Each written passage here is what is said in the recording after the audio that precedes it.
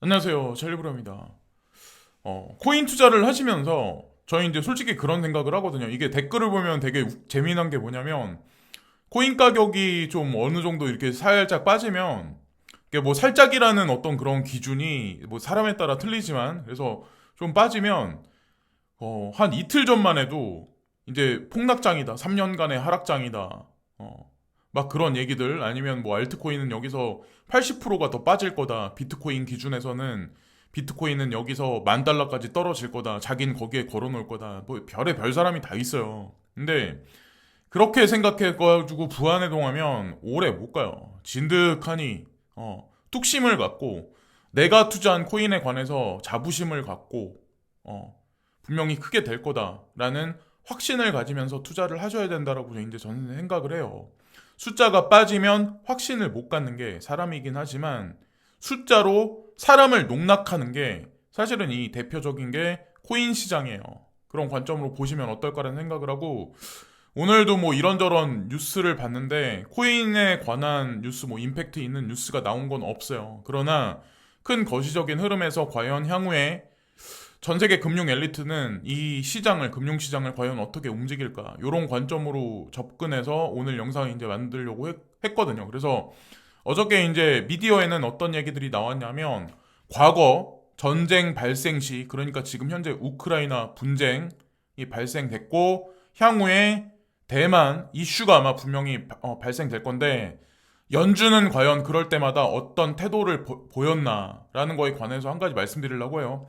전쟁으로 인한 금융 여건의 긴축도 자 성장 전망에 영향을 준다. 골드만삭스는 재정 조건의 더 큰 긴축과 자 금리 인상한다는 얘기요.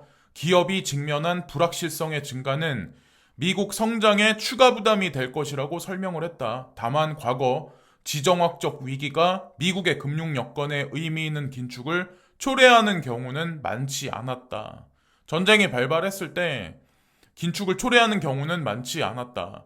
골드만삭스는 역사적으로 FED는 지정학적 위험이 커지면 불확실성이 줄어들 때까지 주요 정책 결정을 연기하는 자 이제 금리 인상이 코앞에 있죠. 근데 연기하는 걸 선호했다고 밝혔다. 9.11 사태 이후나 미중 무역 전쟁 등이 터진 뒤 FED는 기준금리를 인하하기도 했다.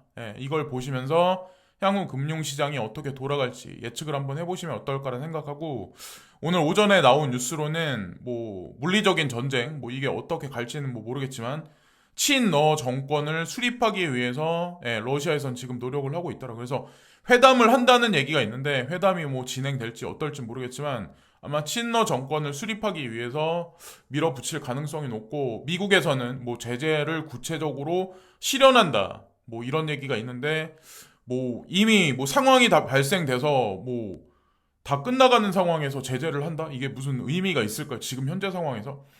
그리고 이제 금리에 관해서 FED는 지금 타겟을 어떻게 보고 있나? 지난 일주일 전에는 자, 일주일 전에 보세요. 자, 0.5% 금리 인상한다는 FED 연준 의원들이 35%였고 하루 전에 33%였고 지금 현재 상황이 13%로 점점 줄고 있어요. 0.5% 금리 인상도 못할 거란 얘기고 0.5% 금리 인상한다는 사람이 13.3% 그리고 0.25가 86.7% 지금 현재 상황을 얘기를 해주는 거예요. 그래서 사실 이런 지표가 나왔기 때문에 뭐 주식시장도 반등을 했었고 당연히 지금 주식시장과 가상자산 시장은 커플링이기 때문에 동일하게 움직이기 때문에 그래서 이제 상승 반전이 있지 않았나라고 이제 생각을 합니다. 자 그리고 이제 스태그플레이션 얘기가 어저께부터 어제 저녁 그리고 오늘 새벽까지도 아마 미디어에 나오고 다음 주 들어서는 더 많이 나오기 시작을 할 거예요. 제가 이제 개인적으로 보기에는데 스태그플레이션을 아마 여러분들 아시겠지만 이거는 인플레이션이 섞여 있는 경기 하락이거든요. 경기 침체거든요. 그러니까 사실은 작년 말부터 주식 시장은 지금까지도 계속 많이 올라가고 약간의 이제 조정 장세에 들어가긴 했지만 사실은 실물 경제는 경기 침체인 게 맞는 거고 물가는 폭등한 상황에서 가라앉지 않은 상황이 맞는 거예요. 그래서 이거를 두고 중앙은행은 이거를 이제 컨트롤하지 못한다. 그래서 뭐 실질적인 케이스에 관해서 나와서 뭐 다양한 경제학자들이 지금 트위터에서 스태그플레이션 얘기들을 되게 많이 해요. 저도 이제 스태그플레이션이다라는 얘기를 작년에 말부터 계속 했었던 걸로 알고 있는데, 그래서 어떤 얘기들이 있냐면 이 얘기를 도이치뱅크도 똑같은 주장을 지금 현재 하고 있고, 노무라 증권도 마찬가지로 경고를 하고 있어요.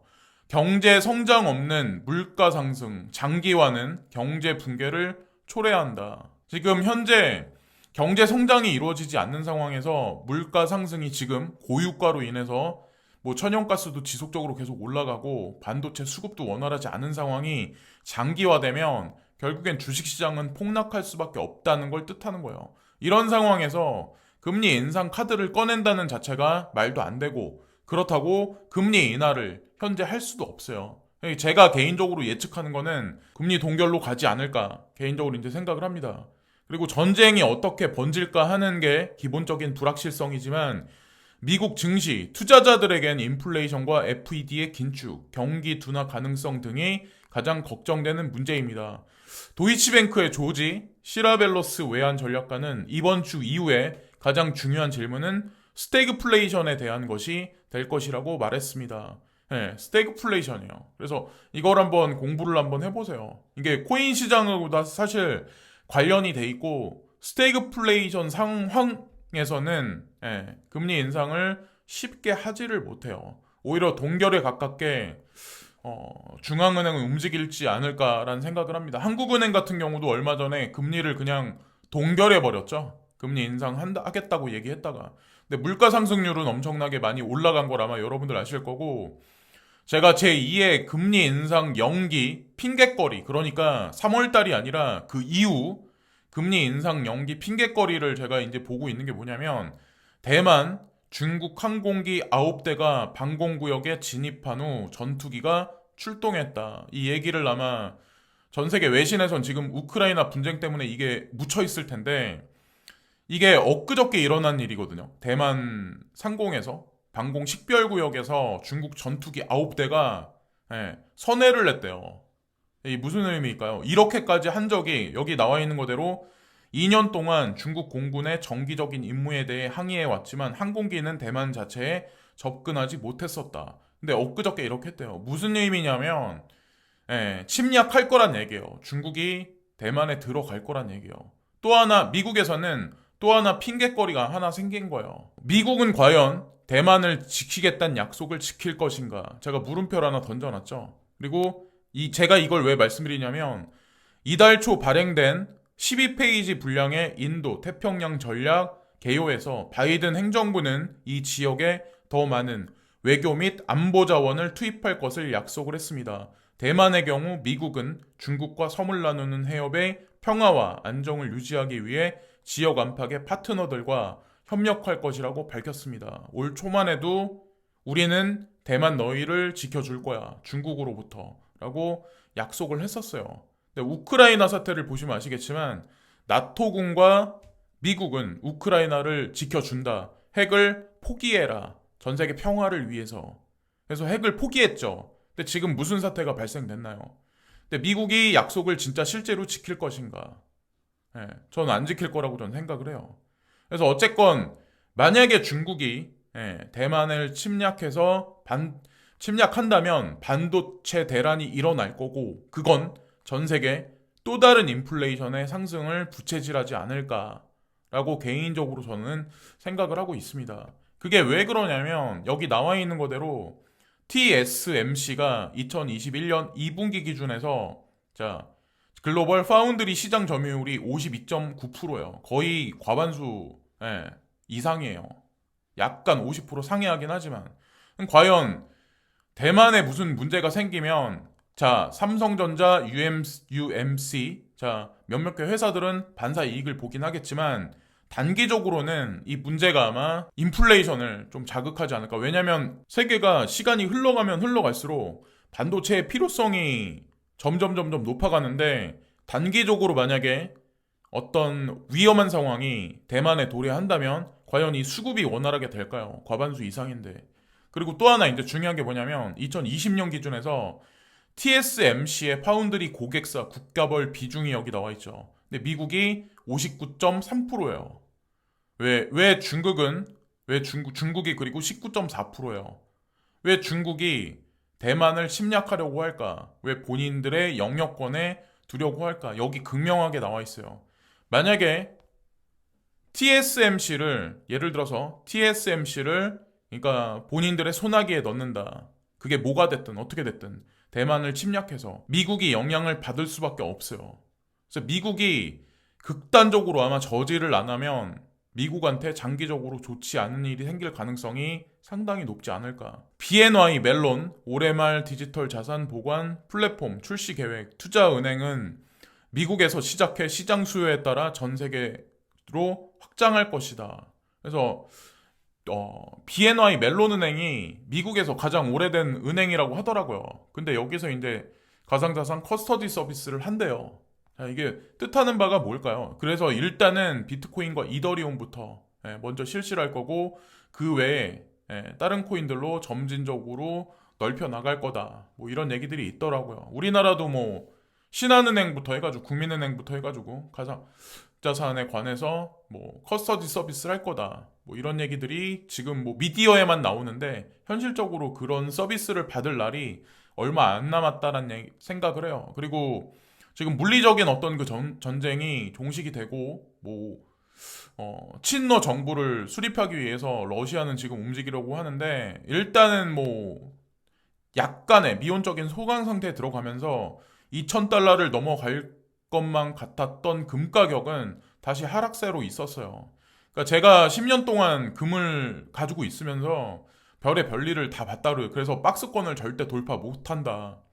그에 반해 가상자산 시장은 파이가 지속적으로 커질 거다라고 제가 생각을 한다고 말씀드렸잖아요. 아니나 다를까 딱 이런 결과가 나오잖아요. 그래서 앞으로도 시간이 흘러도 마찬가지일 거라고 저는 생각하고 그레이스켈 자산운용사에서 진짜 오랜만에 지캐시를 지금 뭐 어필하면서 립을 하고 있어요. 뭐 지캐시에 관해서 살펴봐라. 뭐 대중들한테. 근데 트래블률이 자 3월 25일부터는 전 세계 사실 FATF 권고안에 의해서 사실 이걸 다 수용해야 되거든요. 전 세계 거래소들이. 이거는 한국에 국한된 얘기가 아니에요. 그래서 뭐 바이낸스에 뭐 코인을 어떻게 보내냐, 국내 거래 이렇게 생각들을 하시겠지만 아마 조만간에 속속들이 발표가 공지사항이 아마 나오기 시작할 거예요. 코인베이스가 됐건 바이낸스가 됐건. 그래서 어쨌건 전 세계에 그냥 이게 뭐 트래블룰이 적용되면 가상자산 시장의 금융 실명제다. 금융 실명제가 실시가 되면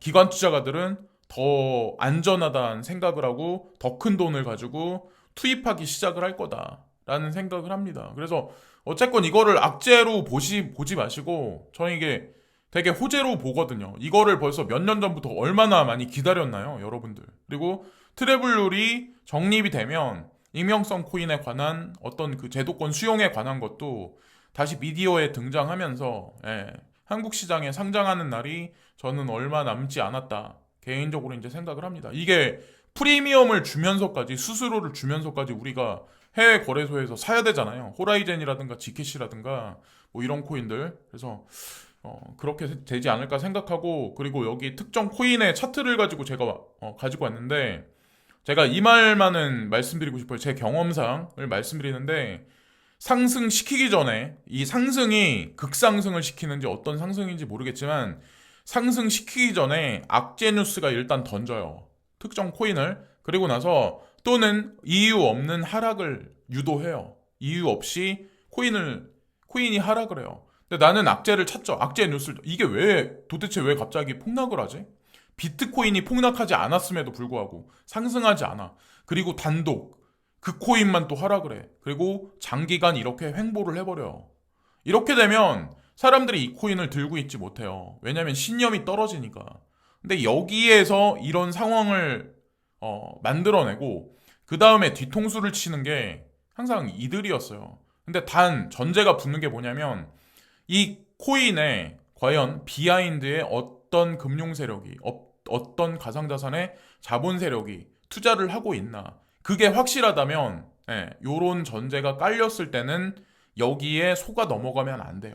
그건 그냥 속이기 위해서 숫자적으로 장난치는 거고, 그리고 또 하나 이제 중요한 게 내가 투자한 코인이 급등을 했어요. 예를 들어서 하루 동안에 폭등해서 하루 동안에 가라앉으면 그건 그냥 장난으로 끝나는데, 예를 들어서 뭐 3일 연속 계속 급등을 했어요. 이러면 반드시 100% 매도를 해야 돼요. 급등 시에 100% 매도. 그러니까 무조건 홀딩이다. 저도 이제 홀딩 전략을 계속 뭐 강조를 하지만 사실상 홀딩을 하고 있는데 급작스럽게 3일 동안, 4일 동안 폭등을 한다. 이러면 가지고 있으면 안 돼요. 이거는 20% 매도도 아니야. 이거는 그냥 100% 매도를 해야 돼요. 향후에 불장이 다가와서 내가 가지고 있는 코인이 호재 뉴스가 막 던져져서 이렇게 급등을 한다. 갑자기 뭐 몇만 원짜리 코인이 몇십만 원이 돼버린다. 당연히 100% 매도를 해야죠. 어. 자, 그래서 여기까지 이제 말씀드리면서 오늘 영상도 마치겠습니다. 그래서 뭐 대만 사태에 관해서 오늘은 좀 살짝 이제 언급을 드렸는데, 실제로 뭐 발생될 날이 저는 개인적으로 보기에는 얼마 안 남았다는 생각을 해요.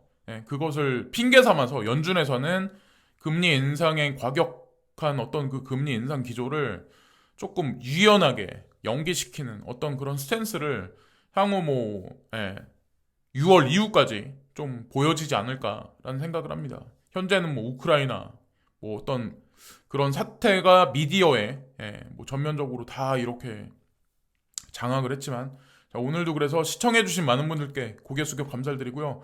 항상 댓글 주시면서 응원해주시는 많은 분들께 항상 진심으로 감사합니다. 오늘도 좋은 하루 되세요. 감사합니다.